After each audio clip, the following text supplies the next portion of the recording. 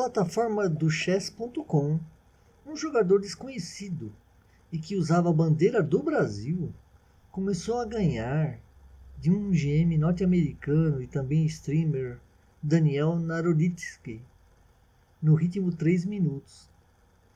E depois de várias partidas, de vitórias, com maioria de vitórias, né, a plataforma, averiguando os jogos desse jogador desconhecido, que tinha até mais de 3.000 pontos e ganhava de muita gente boa, né?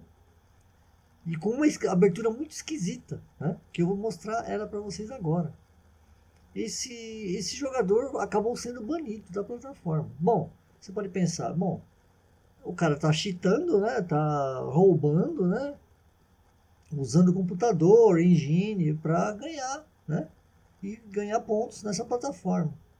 Só que é o seguinte, então, e ele jogava coisas assim, ó, ele jogava assim, as brancas abriam, tanto de brancas como de pretas. Ele abria aqui com o peão da torre aqui, e o segundo lance dele era sempre torre aqui na terceira. Então, isso dando a torre para ser tomada pelo bispo. E normalmente o adversário ia lá e tomava a torre. Por quê? As brancas aqui no caso já estão ganhando uma qualidade, né?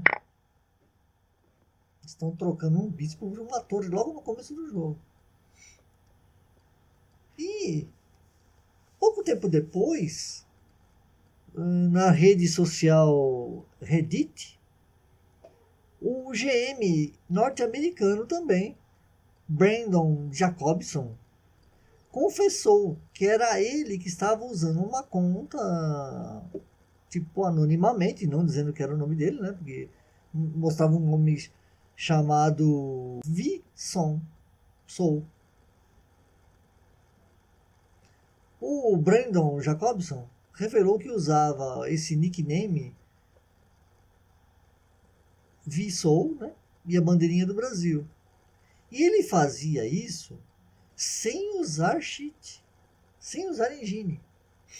É porque ele estudou muito essa linha de jogo com um amigo dele, um outro GM, Andrew Hong, e eles estavam jogando há muito tempo isso daí, aí o próprio Andrew Hong, por que você não joga isso na plataforma, para ver os resultados e tal? E ele estava conseguindo bons resultados, mas a plataforma achou que ele estava fraudando, né? E jogando com engine. Eu quero mostrar para vocês um jogo do Brandon Jacobson, né? Ou Vsoul, jogando com o Naroditsky, para você tirar suas próprias conclusões, tá? Será que realmente ele estava usando engine ou não? Cortez Chess no tabuleiro e vamos lá para a partida. Se você não está inscrito no canal, se inscreva, acione o sininho para ser notificado a cada vídeo novo.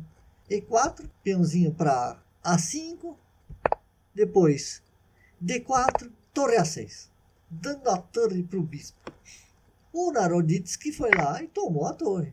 Aí ele tomou de cavalo, cavalo C3, B6, protegendo o peãozinho, ok, cavalo F3, bispo B7, fazendo fianqueto, roque, G6,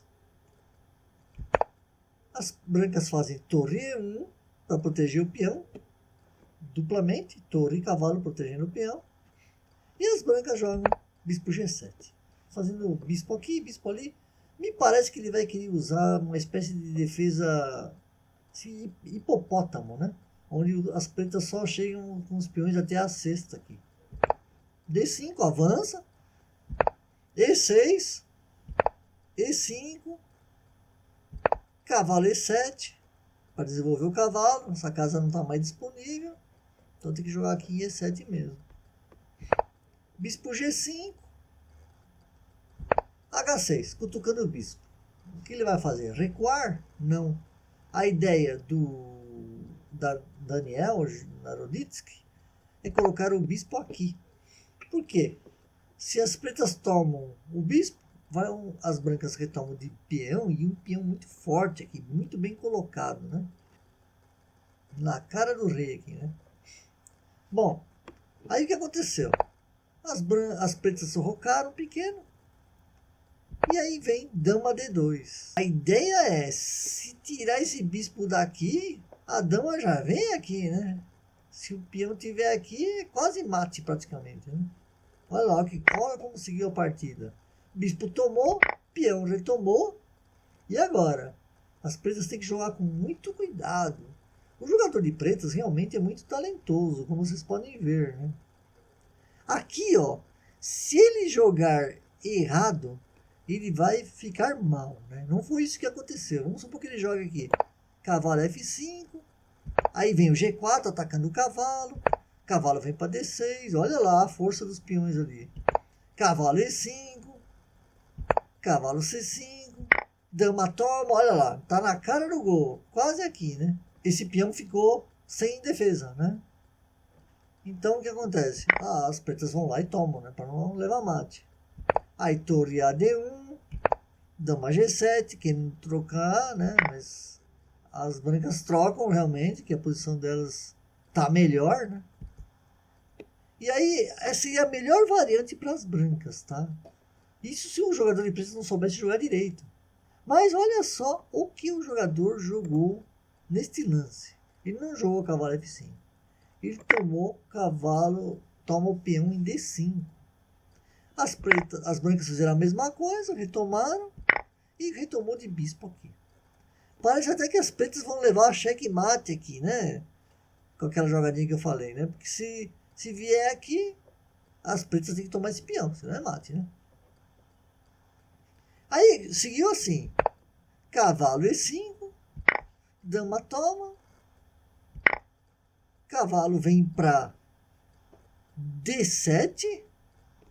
E aí, dá um garfo na dama e na torre. Mas veja como que o jogador de pretas joga. Dama toma o peão em B2. Cavalo F8.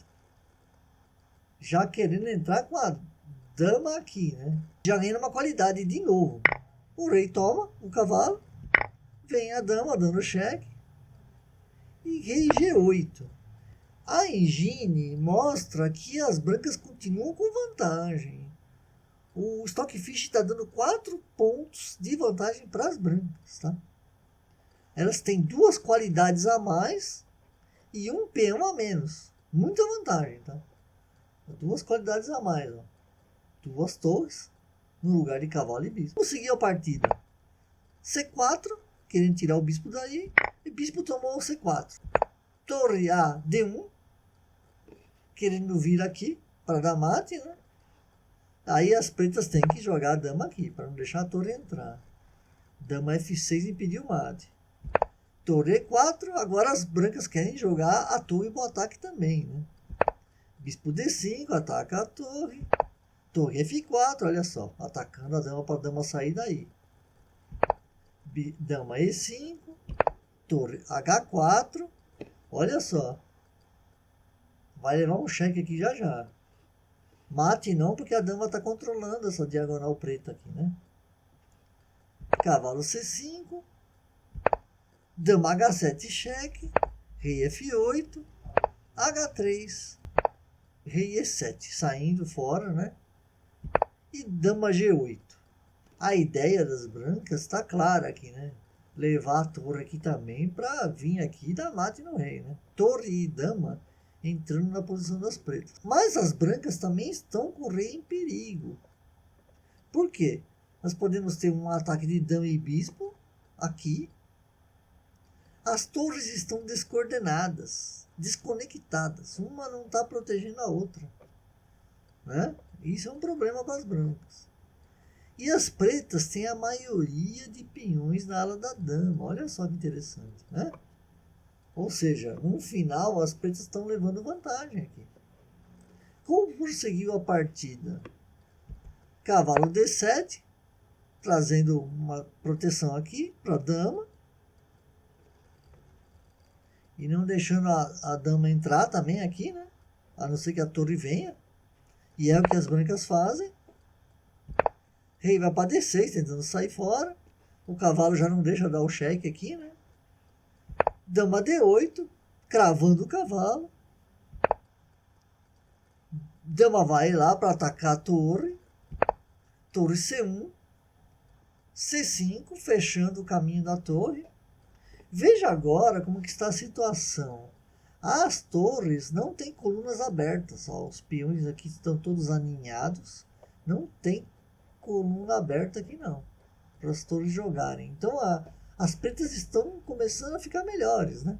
As brancas estão com vantagem de 1.5, já diminuiu bem, né? Aí torre E8,